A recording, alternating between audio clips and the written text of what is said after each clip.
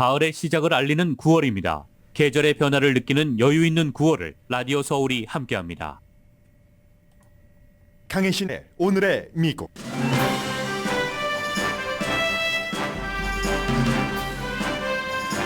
미국의 회의적인 정서가 가득한 지금 이민자들은 미국 전통인 낙관주의를 보여준다고 LA타임스가 대대적인 여론조사를 바탕으로 한 기획기사에서 보도했습니다. 이란에 억류됐던 미국인 5명이 한국에 동결된 이란 오일머니를 돌려주고 미국으로 귀국합니다. 공화당은 테러 국가를 독려하는 것이라고 비난합니다. 바이든 대통령은 풀려난 미국인에게는 극도의 고뇌와 고통이 끝난 것이라면서 도움을 준 한국 등에 감사한다고 밝혔습니다.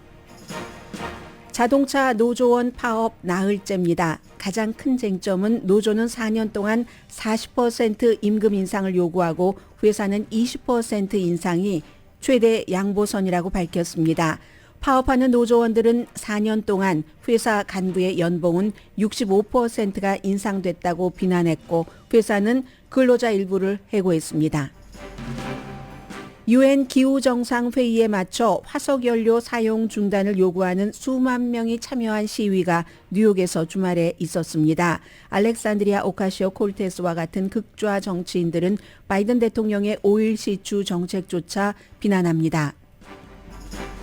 캘리포니아주가 화석연료의 위험성을 무시했다는 이유로 세계 최대의 오일 가스 회사를 고소하자 대단한 주목을 받고 있습니다. 게빈 뉴섬 주지사는 오늘은 캘리포니아주에서 사업하는 모든 주요 기업이 직접적으로 간접적으로 온실가스 배출을 하는 것을 모두 공개하도록 하는 획기적인 법안에도 서명할 것이라고 밝혔습니다. 텍사스 휴스턴의 한 교회가 완전히 인공지능이 주도한 예배를 했습니다.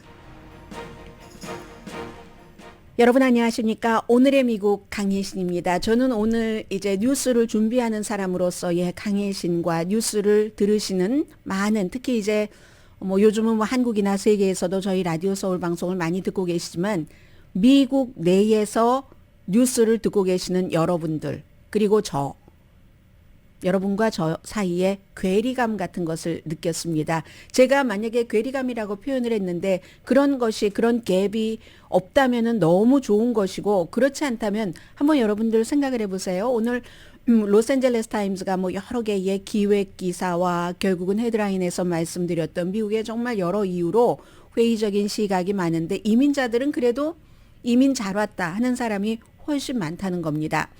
이런 내용에 관심이 더 있으시겠습니까? 아니면 지금 카타르, 도하 이런 그 공항을 많이 보여주고 있는데 미국에 길고 작게 미국인으로서 이란에 억류돼 있다가 풀려난 사람들이 도하 공항에서 관계자들을 만나고 허그하고 미국에 오는 비행기를 타고 하는 이것에 더 관심이 있으시겠습니까?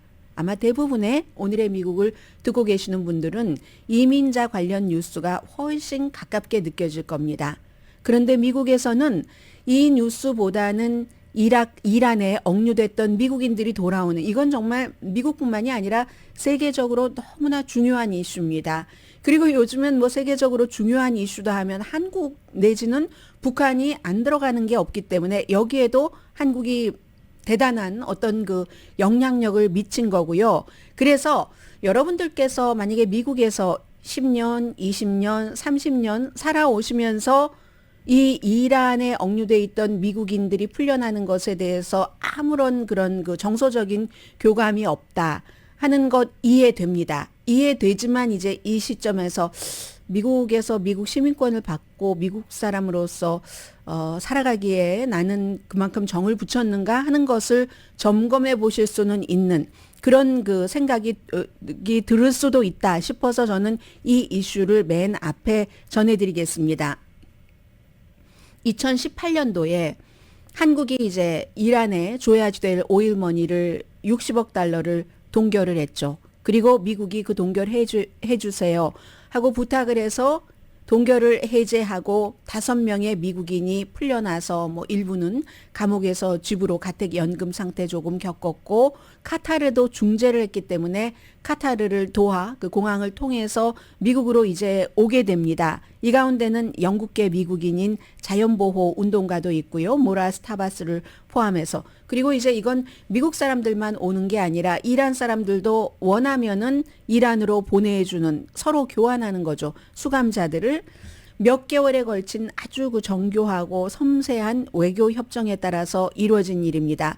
만약에 여러분들께서 한국이라는 국가의 국민이 5명이 이란에 뭐 몇 년씩이나 억류됐다가 결국은 한국 정부와 이란 정부가 어떠한 것을 협상해서 풀려나게 됐다 하면 훨씬 미국인 수감돼서 풀려나는 사람에 비해서 가깝게 뉴스를 느끼실지도 모르겠습니다. 이제 이런 것이 이제 여러 가지 갭. 저는 이제 뉴스를 하는 사람이니까 조금 더 이제 미국적인 시각 쪽에 가 있을 테고요. 오늘 이제 이 이슈를 전해드리고 있는데 2015년부터 거의 내내 이란에 수감돼 있던 51살의 시아막 나마지 씨. 이분이 2015년부터니까는요. 지금 2023년도입니다. 이란 혁명이 일어나고 나서 이란에 억류돼 있던 미국인들 가운데서는 가장 오래 수감됐던 미국인입니다. 이 사람이 언젠가 아주 짧은 단식을 하면서요. 단식이라는 것은 생명을 내놓고 본인이 원하는 어떤 메시지를 전달하는 거기 때문에 아무 때나 하는 건 아니잖아요. 이 사람이 감옥에서 짧은 단식을 하면서 대통령에게 편지를 보냈습니다. 저를 좀 제발 도와주세요. 이렇게 했었던 사람. 그리고 이제 말씀드린 그 무라드 타바즈라는 2018년도에 구금된 환경운동가, 또 2018년도에 이란을 방문하다가 체포된 분, 공개적으로 이름이 밝혀지지 않은 2분, 이렇게 5분입니다.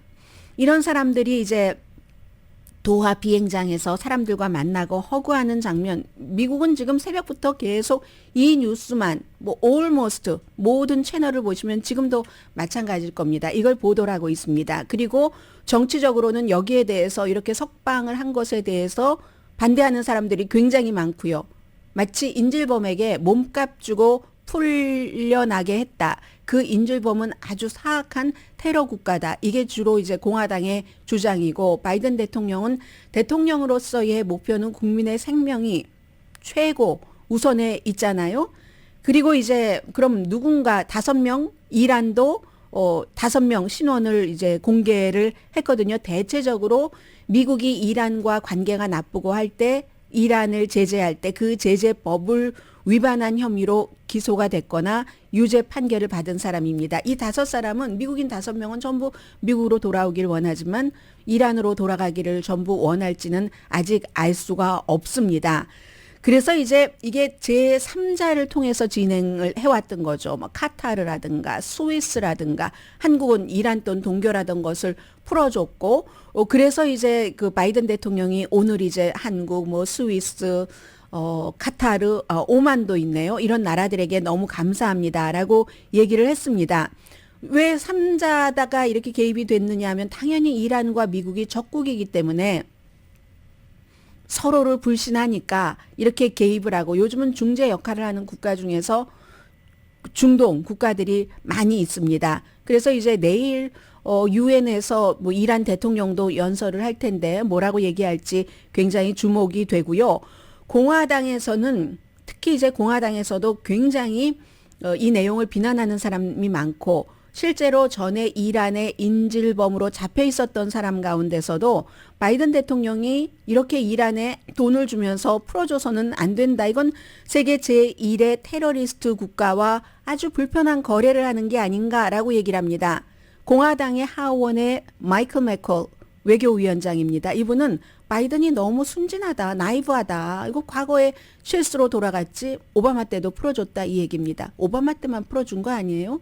트럼프 전 대통령도 대통령이었었을 때는 2번이나 미국 인질을 이란에 억류돼 있는 사람을 미국으로 데려왔습니다. 이건 역대 정권이 다 하는 일인데, 그런데 이제 서로 정권이 야당이냐 여당이냐에 따라서 반응이 다를 뿐이다라고 생각을 하시면 될 것 같습니다. 공화당의 대선 예비선거 후보인 론 디센티스도 바이든 대통령의 결정이 터무니없다 이렇게 얘기를 하고 있거든요. 미국 사람들을 잡으면, 인질로 잡으면, 미국으로부터 뭔가를 우리가 좋은 걸 얻을 수 있어. 이런 그 신호를 보냈다. 이게 북한과도 연관이 되는 거죠. 항상 미국인을 두고 북한과 거래를 할 때 미국이 조금 손해를 보게 돼 있습니다. 그런 얘기를 하고 있습니다. 그래서 론 디센티스도 대가를 치를 거다. 미국이 이런 얘기를 하고 있습니다. 그러자 미국 국무부가 다시 강조를 하죠. 저도 아무리 이 말씀을 많이 드려도 믿지 않으시는 분들이 많으신데 미국도 당연히 동결을 했고요. 동결했었던 돈 중에 일부를 또 뭐 상당 부분을 오바마 때 풀어줬고 이란 돈을 갖고 있었던 거예요. 이란 돈을 갖고 있다가 풀어줬고 대신에 미국인을 돌려오게 했죠. 이번에도 마찬가지로 2018년도입니다. 이건 트럼프 시대입니다. 2018년도에 트럼프 행정부가 동결을 한 이란 그 자금 한국에도 주지 말라고 하고 동맹국들에게도 막 주지 말라고 하잖아요. 미국이 힘이 강하니까. 그러면 동맹국들은 또 거기에 또 적절하게 합리적으로 순응하는 게 낫겠다 싶으면 순응을 하는 거고. 그래서 한국은 이번에 트럼프 전 대통령 시대에 동결을 했었던 60억 달러를 바이든 시대에 풀어주게 된 것이 되는 겁니다.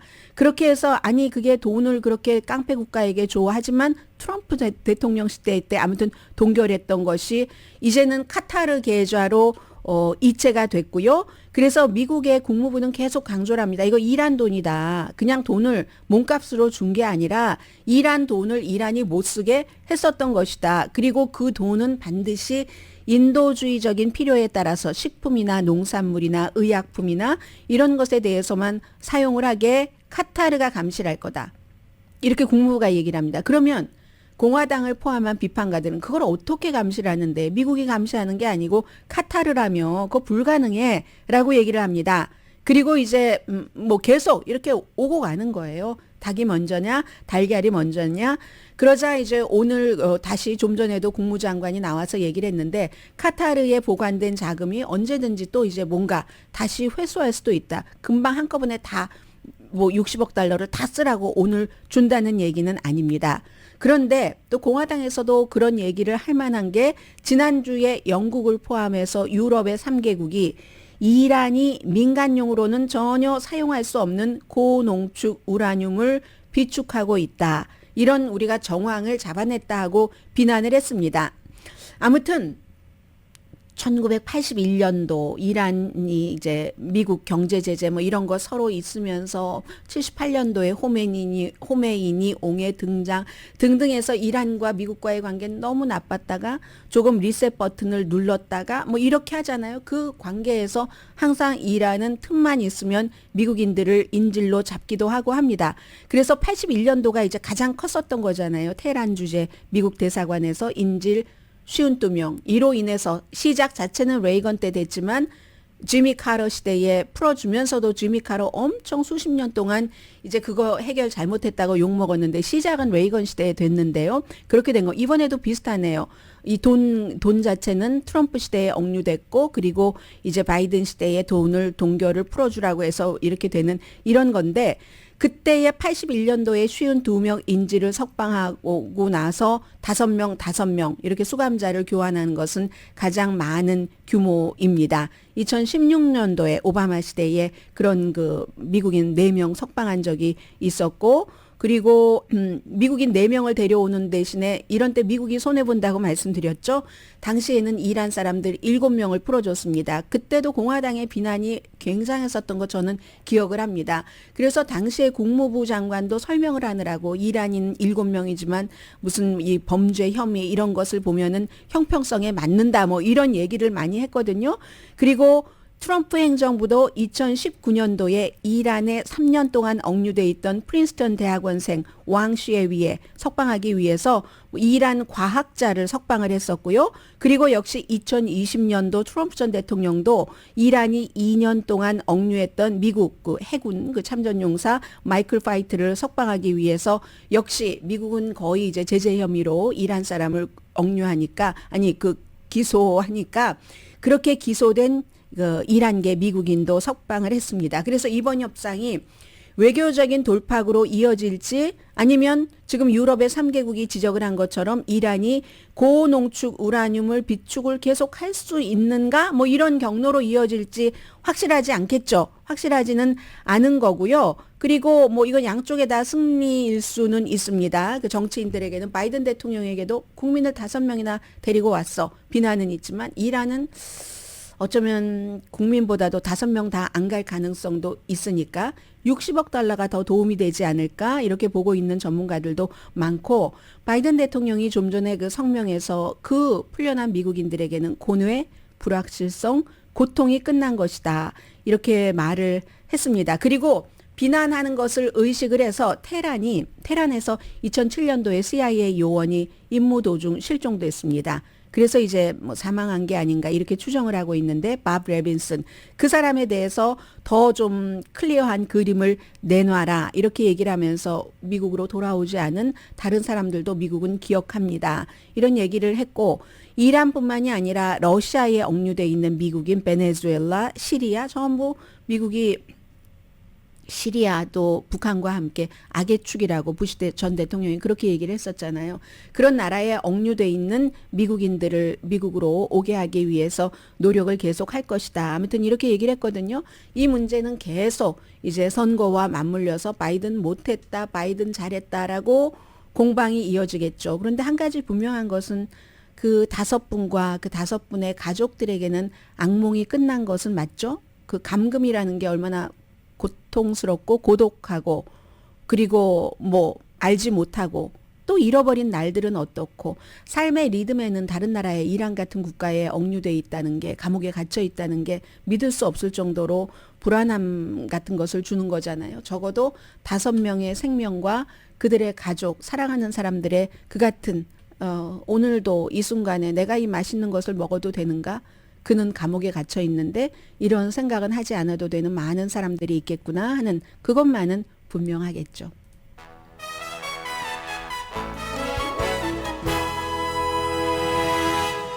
오늘의 미국은 전문가가 추천하는 이민법, 가정법 전문 재인정 종합법률 사무소, 총 20억 달러 승소, 교통사고와 상해 전문 브라이언 다필라와 CG 변호사 그룹, 코지다운 갤럭시 이불은 잠이 솔솔 오게 하는 기능성 거위털 이불로 독일과 함께 생산합니다. 코지다운 갤럭시 이불 공동 후원입니다. 잠시 뒤에 로스앤젤레스 타임즈가 기사가 한두 개가 아니에요. 그런데 하나 가장 총괄적인 기사를 읽는데도 제가 처음입니다.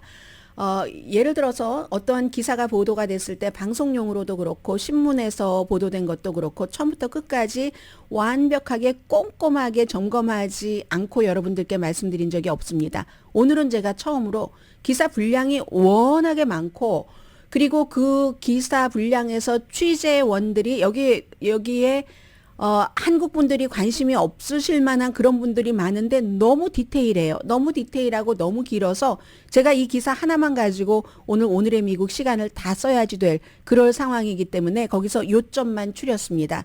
이민자 여러분과 한번 비교를 해보세요. 이민 온 곳 잘하셨다고 생각하세요? 아니면 자녀가 제일 듣기 싫어하는 얘기가 이런 얘기입니다. 내가 너희들 때문에 이렇게 와가지고 거기까지만 하시면 좋은데 내 인생은 망가졌어. 여기까지 들으면 정말 자녀에게는 고통이죠. 잠시 뒤에 한번 비교해 보시기 바랍니다.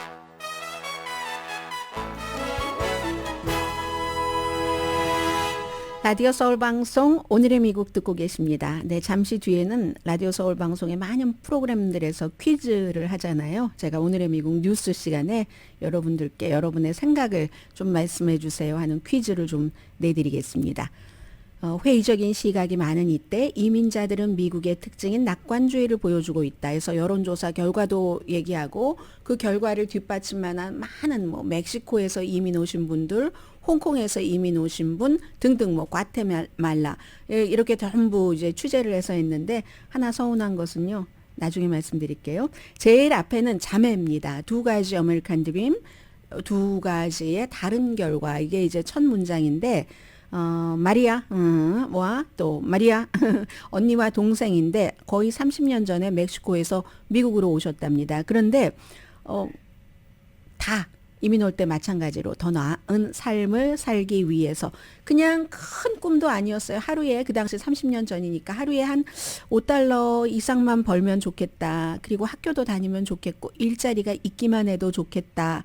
멕시코 시리 그 외곽에서 살았는데 그때는 날마다 삶 자체가 투쟁이었다는 거죠. 뭐 먹는 것, 교육받는 것, 모든 것들 다. 그렇게 이제 30년 전에 자매가 왔는데 동생은 이 서든 캘리포니아에서 몇 개월 지나고 집으로 돌아갔습니다. 왜냐하면 자녀가 워낙에 또 카톨릭 국가고 많이 나니까 10번째 아이, 동생을 돌봐야지 된 거예요. 그리고 언니는 여기에 미국에서 살았습니다. 로스앤젤레스 외곽지대에서 살았는데 언니는 내가 이렇게 살아서 너무 기쁘다. 내 동생도 그랬었으면 참 좋았을 텐데 동생이 멕시코 가서 가정을 꾸리느라고 그랬다는 거잖아요. 그래서 언니는 처음에는 이제 내니 뭐 청소부 아주 티피컬한 겁니다. 그리고 법률회사에서 뭐 서류 정리하고 이런 일을 하고 남편은 세차장부터 일하기 시작해서 조경 등등을 하는데 아이들이 고등학교를 졸업하고 고등학교만 졸업한 게 아니라 그것보다 더 좋은 교육을 받아서 이 엄마 아빠 뭐 교육 수준보다 훨씬 좋아졌죠. 티피컬한 뭐 이런 이민자의 가정입니다. 아직도 월급은 적습니다. 그래서 5 식구가 아주사에 있는 원베드룸짜리 모빌홈에 뭐 모빌홈도 두 종류잖아요. 은퇴해서 그냥 편안하게 1층에서 살겠다 하고 뭐 한 달에 그 땅값을 뭐 $1,500, $2,000 내는 그런 모빌홈이 있는가 하면 이분들이 사시는 모빌홈은 돈이 정말 없어서 아주 절약하기 위해서 사는 모빌홈인 거죠. 아주사에 있는 원베드룸 모빌홈에서 5명이 생활을 해야지 되지만 그래도 고향 멕시코에서 사는 삶보다 훨씬 좋다는 거죠. 그리고 본인들은 그렇게 모빌홈에서 살면서 멕시코에 있는 대가족이잖아요. 자녀가 뭐 10명이나 있고 한다고 하니까 그 대가족들을 도울 수 있다는 겁니다. 그래서 뭐 지금 30년 전에 북쪽으로 왔잖아요. 멕시코에서. 그런 이주에 대해서 너무너무 잘했다. 다시 내가 그 시절로 돌아간다면 똑같이 할 것이다. 이런 얘기를 했습니다. 그래서 미국의 이민자들은 이제 여론조사 결과가 조금 있으면 나오는데 차별도 많이 받죠. 차별 안 받는다는 사람 얘기 거의 없습니다. 차별을 받습니다. 어떻게? 본인은 차별이라고 생각하지 않더라도 구체적으로 여론조사하는 사람들이 이런 일 있었어요? 있었어요? 하면 그게 바로 차별이라는 얘기죠. 그럼에도 불구하고 도전이 많고 일상생활에서도 어려움이 많지만 그렇지만 굉장히 긍정적으로 생각을 한다는 겁니다. 로스앤젤레스 타임스가 카이저 패밀리 파운데이션 뭐 비영리 기구 와 같이 협력을 해서 전국적으로 10개의 언어로 여론조사를 대대적으로 했습니다. 그리고 그 설문 방법도 아주 엄격하게 해서 했는데 그랬더니 미국의 다른 나라에서 태어난 그러니까 미국으로 이주하신 분이에요. 성인 6명 가운데 아무튼 뭐 뭔가 격차도 그동안에 뭐 이상하다 여론조사가 왜 이래 하는 것까지도 다 이제 없애면서 여론조사를 했다는 겁니다. 포괄적으로 여론조사를 했더니 좀 전에 그 멕시코의 언니 자매 가운데서 언니가 답했던 것처럼 대다수의 이민자들은 더 나은 경제적인 기회, 일자리, 자녀의 교육 그렇게 해서 미국에 왔는데 대부분 이런 것들을 다 얻었다라고 얘기를 하신다는 겁니다. 설문조사 답변을 한 10명 가운데 8명이 미국으로 와서 재정 상황이 더 좋아졌다라고 답했습니다. 그리고 10명 중 8명은 미국으로 와서 교육의 기회가 더 좋아졌다. 10명 중 8명 똑같이 10명 가운데 8명 80%입니다. 다시 이민 오기 전과 생각을 한다면 나는 또 이민을 선택할 것이다. 이렇게 얘기를 하셨다는 겁니다. 그리고 부모 가운데 10명 가운데 7분이 아예 나보다 우리 자녀가 훨씬 경제력이 낫겠지라고 생각을 한다는 거거든요. 이런 종류의 낙관이 예전에는 미국에서 많이 있었는데 최근에는 미국이 굉장히 회의론이 많아졌잖아요. 특히 수십 년 동안. 그래서 지금 로스앤젤레스 타임스가 뭘 얘기하냐면 왜 그동안의 여론조사 결과 여러 가지가 왜 뭔가가 차이가 있었는가 하면은 그동안은 백인 백인들이 뭔가 이렇게 좀 뭔가 이민자들 때문에 싫어하는 그런 백인들에 의해서 여론조사 같은 것들도 주도가 됐다는 겁니다. 그랬기 때문에 비관적인 것이 많았는데 이번에 로스앤젤레스 타임스와 카이저 그 재단에서 그런 여러 가지를 다 배제를 하고 여론조사를 해보니까 이민 오신 분들이 이민 온 것에 대해서 훨씬 긍정적인 생각을 갖고 계시다 하는 얘기입니다. 지난 수십 년 동안은요, 백인들이 굉장히 불만이 많았는데 미국에서 여기에 예외를 하나를 둡니다. 트럼프 시대에는 그렇지 않았대요. 트럼프 시대에는 백인들이 그 회의적인 시각이 좀 줄어들었답니다. 트럼프 전 대통령이 백인 우월주의인데요. 누구나 다 아는 것처럼. 그리고 인종차별주의, 여성 혐오주의 이런 것들을 본인이 말로 노골적으로 많이 표현하니까 그동안에 백인들이 말이야 뭐 엘리트 정치인들은 인간은 뭐 피부색으로 표현하면 안 된다고 하고 이민자들이 미국에 굉장히 필요하고 미국의 일꾼이었다고 하고 하니까 어떻게 말하지 못했던 것들이 트럼프 시대에는 저 이민자들이 내 거 다 가져가고 말이야 하면서 했기 때문에 그때는 백인들이 조금 기분 좋았다는 겁니다. 그런데 그 전후로는 백인들이 굉장히 좀 회의적인 시각을 갖고 있고 그런 바탕에서 여론조사를 했기 때문에 이민자에 관한 것도 뚜렷하게 나오지 않았다. 이번에 로스앤젤레스 타임스의 여론조사와는 틀리다 하는 뭐 이런 얘기입니다. 그래서 이런 지적들은 합니다. 어떤 지적들이 나오냐면요.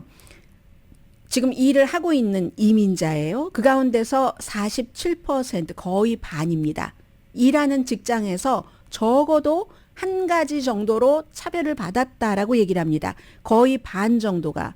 뭐 예를 들어서 뭐 직장에서 뭔가 말로서나 뭐로서나 뭐 위협을 받는다던가 이민자이기 때문에 because you are 그 immigrant이기 때문에 그리고 일하는 시간 자체를 이민자이기 때문에 굉장히 차별을 받았다 하는 것도 있고 심지어는 페이드 안 하고 일을 하게 한다던가 기회, 승진의 기회, 봉급 인상의 기회 같은 것이 적었다던가 이런 것들을 47%가 그런 걸 받았다라고 얘기를 합니다. 그리고 또 이민자 10명 가운데 4명은 식당, 또 경찰과의 접촉, 집을 살 때, 집을 렌트할 때 미국에서 태어난 사람보다 훨씬 나쁜 대우를 받았다. 이런 얘기를 하거든요. 그리고 뭐 요즘 아프리칸 아메리칸 하면 미국에서 태어난 아프리칸 아메리칸 뿐만이 아니라 이주를 해온 아프리칸 아메리칸도 있잖아요. 그런 분들은 그 비율이 더 늘어납니다. 55%로. 일반적인 이민자들은 40%인데 그리고 3분의 1은 영어가 아닌 다른 언어를 쓴다는 이유로 비난을 받거나 모욕을 당했다. 그리고 돌아가. 네 나라로 이런 얘기들을 많이 들었다는 그런 지적들도 하고 있습니다. 그래서 2022년도에 미국 시민권을 받은 자메이카 출신의 사이카 페넬씨가 LA타임스와의 인터뷰에서 본인이 텍사스주 킬린에 살고 있는데 뭐 대부분 많은 백인들은 나에게 친절하게 대하기는 했지만 그러나 미국에서 이런 그 흑인으로 산다는 것은 항상 준비를 해야 된다. 어떠한 차별을 받을 이런 얘기를 했고요. 불공평한 대우를 아주 평범한 상황에서도 불공평한 대우를 받는다는 것이고 또 부동산 중개인이고 엔지니어이기도 한 어떤 그 카바조스라는 분이 어느 날 이제 본인이 살고 있는 동네의 가게에서 물건을 굉장히 많이 사려고 많이 이렇게 해서 그 카운터에 옮겨놨더니 그 계산대에 올려놨더니 계산하는 사람이 아니 이걸 다 낼 돈이 있어? 이렇게 얘기를 하더라는 거예요. 그래서 내가 만약에 백인이었다면 이 그 캐셔가 나에게 너 이 돈, 요 물건 다 물건값 지불할 돈이 있어? 라는 질문을 하지 않았을 것이라고 생각을 합니다. 그래서 딱 그 눈을 뜨고 나의 구매력을, 내 경제력을 과소평가하고 있군요 하고는 그냥 두고 나왔다. 이런 얘기들. 그리고 그 뒤에 이제 수없이 이제 그 많은 사람들의 예를 쭉 들었는데 제가 앞에 말씀드렸잖아요. 여기 코리안 아메리칸 예가 있었으면 좋겠다 싶은데 요즘에 로스앤젤레스 타임즈에 코리안 아메리칸에 관한 기사가 너무 많기 때문인지 이 기사를 4명의 기자들이 작성을 했거든요. 코리안 아메리칸 정박 기자들을 포함해서. 그런데 코리안 아메리칸은 없었고 대신에 이제 홍콩에서 이주해온 왕이든가요? 그런 라스트 네임의 분을 인터뷰를 해서 역시 그 동양인이니까 교육에 대한 여러 가지 이런 것을 얘기를 했는데, 그러니까 이 기사도 결국은 말해주는 거잖아요. 이민 온 것이 잘 됐다, 잘했다라고는 생각은 하지만, 그러나 그 좋은 게 있으면 나쁜 게 있잖아요. 어느 정도의 차별은 여전히 미국에서 존재한다. 그런 그 로스앤젤레스 타임스 기사고요. 저는 이거 한 가지만 말씀드렸지만 오늘 뭐 칼럼으로도 뭐로도 많습니다. 이 여론조사를 바탕으로 이민자들은 미국의 경제에 필요하다, 이런 기사도 있고요. 시간이 있고 관심이 있으신 분들은 오늘 로스앤젤레스 타임스를 읽어보시기 바랍니다. 미국 사람들이 회의적인 시각을 갖고 있는 몇 가지들이 있는데, 그게 뭐 이런 것들 아닐까요? 지금 뭐 말로써 말 공격이잖아요. 오늘 아침에 이제 특히 새로 나오는 뉴스는 트럼프 전 대통령이 론 디센티스 플로리다 주지사를 비난을 하는데, 플로리다 주에서 임신 6주일 이후면은 낙태를 금지하는 그런 법안이 만들어졌고 주지사가 서명을 해서 법으로 됐다. 그리고 고로 주지사가 실수한 거다. 임신 6주일 이후에 뭐 낙태를 금지한다고 트럼프 전 대통령이 이렇게 본인의 이제 예비선거 라이벌을 비난을 했거든요. 그러면 사람들이 물어보잖아요. 그럼 당신의 안은 무엇입니까? 말하지 않습니다. 어찌 보면 영리하다고도 볼 수 있는 거죠. 정치적으로. 재고 있는 거예요. 15주일쯤이라고 할까? 그냥 끝까지 선거 치를 때까지 입장을 애매모호하게 가는 게 표를 이렇게 가지고 오는데 더 좋은 건가? 이런 거. 그리고 미국 사람들이 미국 정치에 대해서 회의적이 되는 게, 지금도 이제 케빈 맥카티 공화당의 그 하원 원내대표가 나와서 얘기를 했는데, 당연히 9월 30일까지 그 예산안이 협상이 되지 않으면 문을 닫아야지 됩니다. 연방정부. 그런데 트럼프 전 대통령도 공화당의 그 프리덤 코커스를 포함한 많은 강성들이 문 닫으라고 지금 뒤에서 하고 있잖아요. 왜 이렇게 말씀을 드리냐면, 그것이 먼저냐, 바이든 대통령 탄핵이 먼저냐 해서 이 많은 공화당의 강성들은 바이든 대통령 탄핵이 먼저라고 하고, 바이든 대통령이 탄핵하려면 탄핵의 기본 요소가 지금 안 돼 있다라고 하는 중도층들은 말을 못 합니다. 공격을 받아서 정치인이라는 잡을 빼앗길까 봐. 이게 바로 지난 금요일에 나왔던 거죠. 텍사스주에서 하원에서는 뭐 공화당이 60명 정도가 민주당과 손을 잡고, 텍사스의 검찰총장이 너무 부정부패를 많이 저질렀다. 개발업자와 돈 거래, 뭐 내연의 여자와의 그 돈을 뭐 그 개발업자로부터 주게 하는 뭐 이런 여러 가지 너무 많은 20개 혐의였었죠. 그랬는데 하원에서는 오죽하면 공화당이 60명이나 거기에 찬성을 해서 뭐 찬성이 120 정도 돼 반대가 20 정도였거든요. 6대 1이었어요. 그런데 상원에서 통과시켜 주지 않았습니다. 그래서 텍사스 검찰총장은 5월 달부터 일 못하다가 일을 이제 오늘부터 다시 시작하지 않았을까요? 왜냐하면 상원 공화당이 트럼프 전 대통령에게 밉보이는 게 너무 무서워서, 이 검찰총장이 트럼프 전 대통령 선거 부정선거였다고 가장 앞장서서 보호를 해줬기 때문에 트럼프도 보호해줬고 그가 재선해서 당선이 됐습니다. 이런 사람을 탄핵하는데 찬성표를 던졌다간 야, 나 이거 큰일 나겠어 해서 2명은 그래도 탄핵해야지 된다 했거든요. 그 2명 공화당 의원은 2026년까지는 선거를 다시 치를 필요가 없는 사람들입니다. 이제 이런 것들에 사람들이 정치적으로는 조금 그 회의감을 가질 것 같고요. 극우 공화당이 지금 승리를 하고 있어요. 공화당 내부에서는 그런 문제가 있고 해서 그 팩스튼 검찰총장 이제 곧 다시 업무에 복귀하고요. 바이든 대통령에게도 나쁜 그 이슈들이 있죠. 예를 들어서 그가 재선에 된다 할지라도 이건 이렇게 보셔도 되고 이렇게 보셔도 되는데 34%의 유권자만이 바이든이 완전히 임기 2기를 끝낼 수 있을 것이라고 본다. 그러면 반대로 뭐 34% 빼기 몇 %는 바이든 대통령이 정신적으로 이렇게 뭐 신체적으로도 마찬가지고 당선이 돼도 끝까지 임기를 채우기 어렵다 하는 얘기잖아요. 그래서 바이든 대통령 사임하시라 하는 것은 점점 공론화가 되고 있는 것으로 보입니다. 결정은 뭐 바이든 대통령이 해야지 될 것 같고요. 잠시 뒤에도 미국의 정말 국내에서 중요한 이슈 전합니다.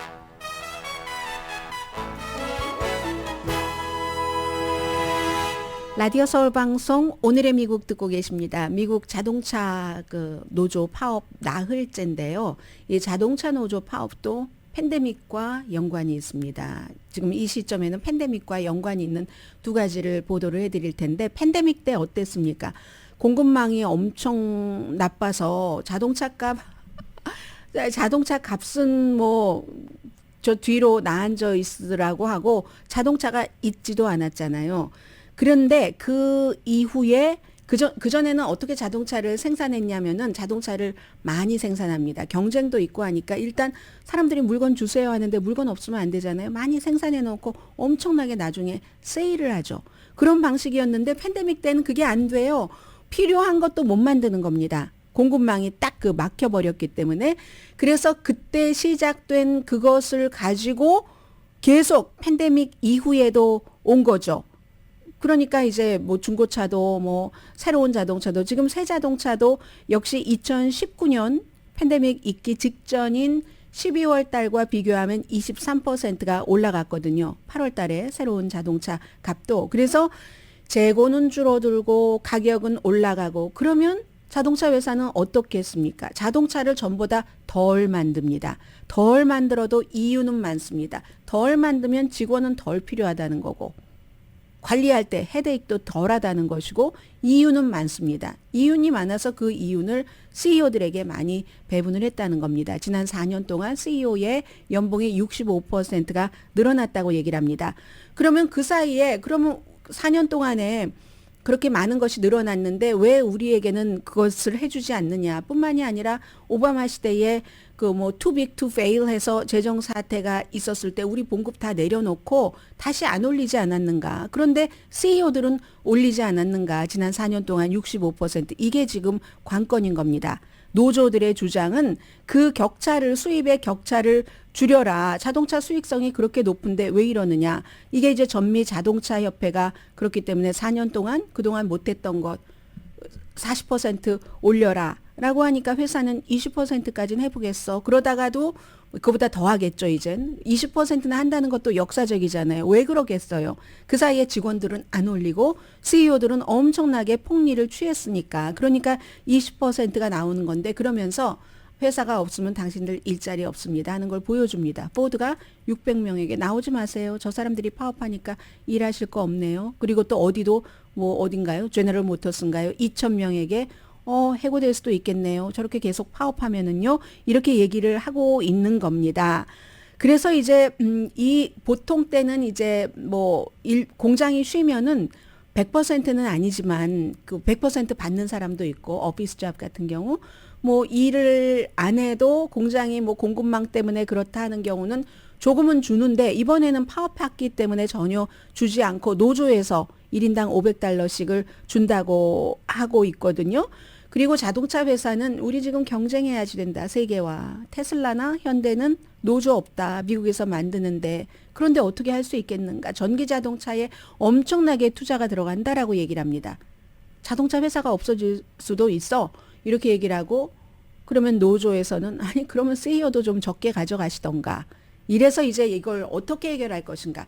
바이든이 노동부 장관 대행도 보냈고, 그리고 이제 바이든 대통령에게 좀 도움을 받아서 당선된 뭐 펜실베니아의 그 존 페러만 의원도 현장에 가서 지지하고, 뭐 바이든 대통령은 14년 전에 그렇게 해서 고통 분담을 같이 했는데, 지금은 그 CEO들은 봉급이 많아지고 밑에서 일한 사람들은 뭐 지난 4년 동안 굉장히 적게 받은 사람들도 있던데요. 그런 거는 이제 지금은 메이크업 해줘야지 되는 거다. 뭐 이런 메시지를 발표를 하는데 어떻게 될지는 알 수 없는 거죠. 그리고 지금 그 노조 측에서는 자동차를 만드는데 인건비는 뭐 4%에서 5%밖에 안 들어간다고 하거든요. 이건 제가 오늘 아침에 출근하면서 NPR 방송과 인터뷰를 하는 그 노조협회 회장의 얘기를 들은 거기 때문에 정확한지는 모르겠습니다만, 회사에서는 다른 얘기를 할지 모르겠습니다만, 이 사람은 4%에서 5%, 나머지는 뭐 여러 가지 있잖아요. 뭐 부품도 있을 테고, 광고비도 있을 테고, 로비스트의 로비, 그리고 제일 많은 건 CEO의 연봉이겠죠. 그래서 그런 게 있고요. 그리고 텍사스 휴스턴이 아니네요. 어스틴 북부에 있는 바이올렛 크라운 시티 교회가 어제 완전히 100% 그 인공지능이 주도한 예배를 드렸답니다. 목사님 뵈니까 제가 나이는 확인해 보지 않았는데 중년 이상의 목사셨거든요. 그런데 이 목사도 한 데는 다 이유가 있겠죠. 전적으로 AI가 만든 주일 예배를 했는데 제이 쿠퍼 목사입니다. 이제 질문에도 응답하고 뭐 여러 가지 이메일 뭐 등등 모든 것 다 교회에서 보통 하는 그 모든 것들을 다 기획부터 AI가 하고 챗GPT를 써서 15분 동안 이제 예배를 했다는 거거든요. 그리고 나서 이 목사의 얘기가 아직도 인간적인 요소가 필요한 것은 분명하다. 내가 추가 메시지로 또 뭔가를 써야 됐고 설교 내용을 설득력 있게 하기 위해서도 또 나의 노력이 들어갔어야지 됐다라고 얘기를 하는데 그럼 왜 이걸 했는가? AI라는 게 인공지능이라는 게 앞으로 미래를 주도하는 것 내가 좋아하든 싫어하든 어쩔 수 없기 때문에 예배에 이걸 통합을 하면 어떤 모습일까가 굉장히 궁금했고 그리고 교회 참석자도요. 어떤 분 인터뷰하시는데 더 히일의 보도입니다. 뭐 예배는 할 수 있었지만 뭔가 핵심이 부족했어요. 감정이라고 얘기를 합니다. 공감, 감정. 그리고 나중에는 실천도 해야 되잖아요. 근데 AI가 뭐 제시하고 하지만 같이 실천하는 건 아니니까 표현도 해야지 되는데 이런 것. 이제 그래서 이 목사의 경우는 그 AI를 통해서 하나님을 경험할 수 있는가. 어떤 신성함 같은 거. 이걸 시험해 보려고 했는데 공감을 일으키고 마음을 불러일으키고 하는 거. 근데 사람이 터치되지 않으면은 안 된다 하는 결론은 일단 내리셨답니다. 그래서 다음에는 사용하지 않으신다고 하고요.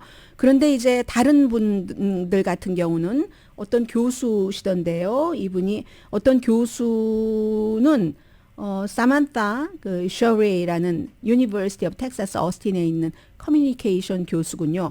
이것은 지금 시작이라 그렇지 어떤 형태로든지 환영하던 환영하지 않던 이런 적절하게 인공지능을 사용을 해야지 된다. 예를 들면 이렇게 제가 지금 너무 슬픈데 슬픔과 관련된 성경 구절 저에게 힘을 줄 수 있는 걸 찾아줄 수 있나요? 아니면 내가 인생에서 너무 어려운 교차로에 있는데 여기에 나에게 어떤 영감을 줄 수 있는 성경 구절을 찾아주세요. 등등 이런 것들은 필요하다라고 얘기하니까 아직 찾아가는 과정인 것 같고요. 10월 7일에 aiandmind.com 이제 USC에서 여기에 관한 모든 것들 그 워크숍 하는 것 여러분들 중간중간 광고 들으시면 아마 들으실 수가 있을 것 같고요. 잠시 뒤에 뵙겠습니다.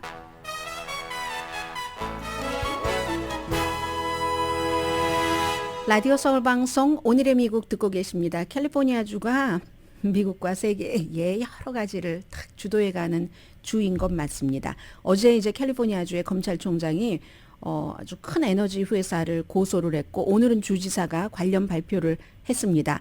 화석 연료의 위험성을 무시했다는 이유로 세계 최대의 오일 가스 회사를 샌프란시스코 수피리어 법원에 고소를 했는데 엑소모빌, 쉘, 쉐브론 그리고 그 코노코 필리핀, BP 뭐 미국 회사 다른 나라 회사 다 포함됐네요. 50년 넘게 빅 오일 회사가 그들이 생산해내는 화석 연료가 지구에 얼마나 위험한지를 알고 있으면서도 숨겼다는 겁니다. 그래서 캘리포니아주의 기후 변화가 일어나서 뭐 요즘 보험회사들이 다 보험을 안 들어주고 있잖아요. 그 대중을 속인 것이다. 그래서 산불이라든가 유독성 연기, 폭염, 가뭄 캘리포니아 주정부도 수십억 달러를 써야지 되고 개인들도 마찬가지인데 이런 비용을 이 회사가 내게 해라.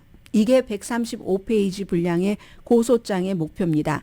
기업들은 적어도 1960년대부터 이미 알고 있었다는 거예요. 이런 회사의 과학자들이 기후재앙이 대단할 것이다 하는 것을 알면서도 오히려 70년대부터는 그렇지 않다. 하고는 이제 그 가짜야, 뭐 혹스야. 이게 트럼프 전 대통령과 비벡 라마스와미가 하는 얘기잖아요. 기후변화는 혹스야라고 얘기하는 그런 허위 캠페인을 했기 때문에 점점 피해가 커졌으니까 이제 나머지 그 처리해야지 되는 비용을 이런 회사가 내라 하는 거거든요. 그리고 나서 오늘 게빈 뉴섬 주지사가 이제 그 기업의 데이터 책임법이라고 상원에서 통과된 상원 253 여기에 대해서 서명을 하겠다. 이건 이제 캘리포니아주의 공기 대기 자원위원회가 캘리포니아주에서 사업을 하는 근데 큰 회사예요. 한 그 연간 수익이 10억 달러 이상 되는 회사가 오염을 얼마나 배출하는가 하는 것을 전부 그 온실가스 직접적인 것, 간접적인 배출량을 전부 공개해라. 5,300개가 넘는 기업이 있다 하는 게 이제 캘리포니아주거든요. 캘리포니아주 이거 너무 극단적이다 하는 사람들도 많고 그게 바로 이제 캘리포니아주의 특성이기도 하고요. 오늘의 미국은 전문가가 추천하는 이민법, 가정법 전문 재인정 종합법률 사무소 총 20억 달러 승소, 교통사고와 상해 전문 브라이언 다필라와 CG 변호사 그룹, 코지다운 갤럭시 이불은 잠이 솔솔 오게 하는 기능성 거위털 이불로 독일과 함께 생산합니다. 코지다운 갤럭시 이불 공동 후원이었습니다. 10시에 좋은 아침, 좋은 하루 방송됩니다. 극단적인 것 하면 그 알렉산드리아 오카시오 코르테스를 또 어디에 다른데 그 떼놓지 못하죠. 이제 이번 주에 기후 변화 등등 UN 그 회의가 열리는데 이 회의에서 회의 앞에 어제 뭐 한 5만 명 이상이 기후 변화에 관해서 뭐를 해라 하고 시위를 했다고 하는데 알렉산드리아 오카시오 코르테스는 바이든 행정부의 기후 변화에 대한 정책조차도 너무 약하다. 이것보다 훨씬 더 해야지 된다 하고 얘기를 했거든요. 정말 이 긴급하게 우리가 알려야지만이 사람들을 거리로 다 모이게 해서 알려야지 된다라고 얘기를 해서 반감도 많이 받고 있습니다. 강혜신이었습니다.